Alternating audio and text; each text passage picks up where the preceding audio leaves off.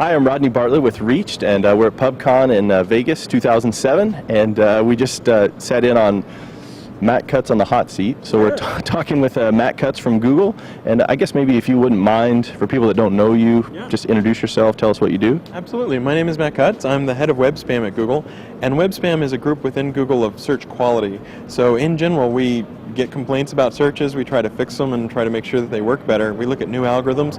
So my specific job is when people try to cheat, we find ways to make that stop and make it work in scalable and robust ways. But we get up in the morning and think about how can we deliver better search results every day.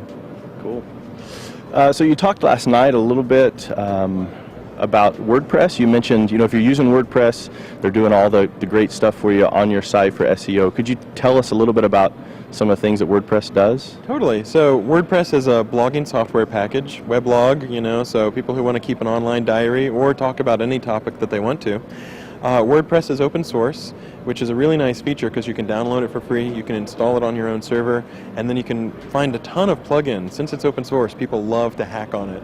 The greatest thing is the latest version of WordPress that just came out recently is WordPress 2.3. And what that does is it pays attention to, sometimes if you write a blog, you end up with the same blog post in 3 or 4 different places. P equals and a post number, or a permalink here. And WordPress 2.3 tries to take all of that and put all the posts in one spot. And what that means is they're doing all the work, and for free, you're getting software that's made to do SEO pretty well. So it's like deals with the duplicate content issue and... As much as you can. There's always the case where you can say, okay, here's the content for October, and then here's the content for October 20th. And so you can, in theory, still have an entry in different places, but it's still much, much better than it was before. Cool. And one of the things that we hear a lot is, and we try to teach people in our courses, that content is king. Provide relevant content to your users. Don't write for the search engines, but write for the people who you're doing business with. So that's kind of what we try to teach. What's kind of the next big this is the other big SEO tip that you would throw out there? Excellent. Yeah, good question. So one of the things I would definitely recommend is think about what a user is going to type. A lot of people, if you're in a medical area, you know what the right word is. But suppose you're going to target USB thumb drives, right? Some people are going to type flash drive. Some people are going to type thumb drive. Some people are going to type USB drive. And you need to have all of those words on the page so that the search engine knows that's what it's about. So I think that's one really big thing. Another thing is, make sure that you offer some useful service. We had somebody that was doing a language translation site, and they were wondering, why don't I rank #1? And so I checked out their site, and it was literally just like a brochure, like 5 pages, contact us, about us, this is what we do. And I looked at who the #1 site was, and the #1 site was talking about Japanese to English translation, and it had a little mini tutorial. Here's how you can write your name in Japanese, what's the difference between katakana and hiragana, and all these really neat facts. And so there was a compelling resource there. There was a reason why people would come back to it and talk about it.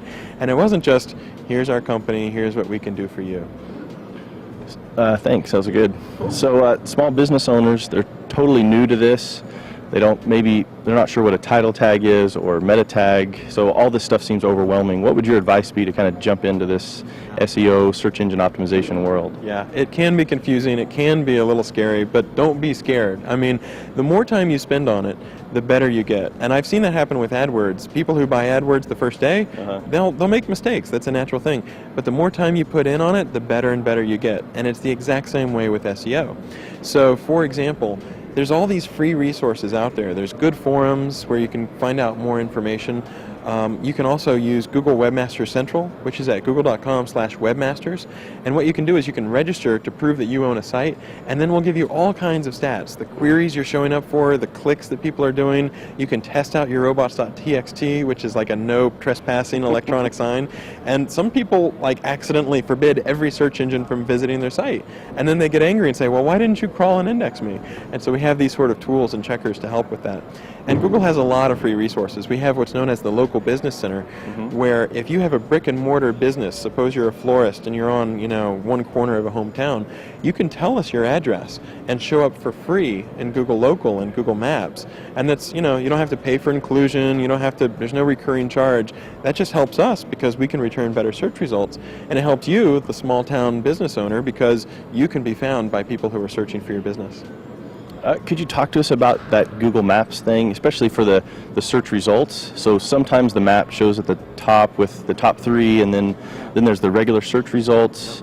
And how do those two worlds mix? Do they mix and all that? Absolutely. Yeah, sometimes you'll see somebody do a search and you just know it's navigational. They're looking for Bob's Florist, in Moorhead, Kentucky or something like that. And that's where you really want like a business listing and hopefully a map to sort of give you some context. And then if somebody's just doing a search like Best Florist, well, then they weren't necessarily looking for somebody who had a business name of Best Florist or something like that. So we have very interesting algorithms where we try to predict, are they looking for a specific name of a business, or are they looking for a local business and maybe they don't know the name, or are they just sort of doing background research right now? And people can't change those algorithms. That's sort of Google's prerogative to tweak things to be more relevant, but you can register, make sure that you have your business name and your address on your web page. All those sort of things just really help. Okay, cool. Thanks. Just a question too here about the webmaster tools that you mentioned. We try to encourage people to set that up, and the sitemap especially. Could you talk about the importance of a sitemap and what that does? Yeah, so a sitemap can tell Google, hey, these are the URLs that are important to me. You can even set a priority in your sitemap file. But most importantly, when you're first starting out, you might not have a lot of links. And so we might not crawl your site very deeply. And so if you have that sitemap, you're at least telling Google, hey, I've got 20 pages and these are what the URLs are. Now, it's not a guarantee. We don't say, if you give us these sitemaps, we promise we'll crawl these pages. And you can immediately see where a bad guy would like make 1,000 domains and he'd submit sitemaps for each domain. Yeah. So we can't guarantee it. But we do try to say, let's see how many pages we can get from this domain. So it absolutely cannot hurt your site to do. It can only help, and hopefully help more and more over time. I know this isn't maybe your area, but Google Base. Yeah. We work a lot with real estate agents, and in Canada, Google Base doesn't show on the search results, but in the States it does. Is there plans for any change there, or do you know? That's a good question. We always look at what's good for the users. So if we didn't have enough data for Canada, or we didn't have enough feeds that are relevant to Canada, then we might not be as likely to show it. But over time, I would hope that more and more people are using Google Base, because that's another free tool where you can submit data and sometimes it'll show up. So I think personally it would be really nice. As far as what exactly the future holds, I don't know. So. Yeah. Great. Just a question here about video. So we're kind of new to this whole video world. Yeah, you're doing it very well. Yeah, we got some good gear. It's fun. Neat, We had a good time last night at your guys' party, running around, Excellent. Video and everybody. But anyway, indexing video. Should we post video on YouTube? Should we post it on Google Video? Where should it go? And how do we make sure that it gets found, I guess? Yeah, totally. So here's a few tips. If it's less than 10 minutes, YouTube, you can put it up, no problem at all. If it's more than 10 minutes, if it's like an hour-long interview, Google Video, you can do longer form video. If you can, it really makes a big difference if you can get a transcript. And I've even seen some people who will take the video, they'll ship off the file to, you can ship it to India or something like that, and you can say, I'll pay 2 cents per word or whatever, and they'll transcribe it for you. Because search engines still have a problem indexing, spoken stuff and things in video, audio, stuff like that. So if you have a transcript, or you can do good meta tags, or think about what people are going to type, so video, SEO, Matt Cutts, interview, Webmaster World, and then put that into the description, and make sure that there's some meta tags or some tags there, because we do search over those for the video search. Okay, cool.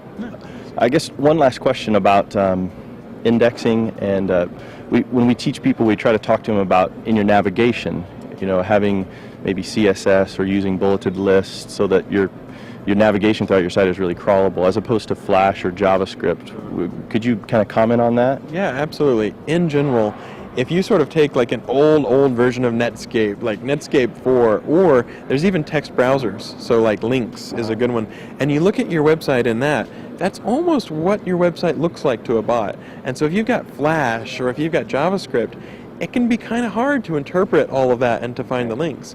Now, I personally, I'm a little biased because I work at Google, but personally, I think Google does a very good job of pulling those sort of links out of JavaScript and stuff. But you got to think about every search engine, because, what if 5 years from now, Gigablast or Exalead or Turbo10 or all these other search engines are popular, and every search engine has to do extra work to be able to crawl that JavaScript, crawl that Flash. So the easier you can make it for any search engine, the more simple, that just makes it that much more likely that you'll be crawled. So the advice that we give is, if you've got a page, have Flash as the decoration, you can have lots of good Flash that's interesting, but have the navigation be in HTML, and that way the bots can crawl everywhere. Cool. Good deal. Great. Yeah. Thanks a lot for your time. Yeah, it was a lot of fun. Good to Thank meet you very much. Sure.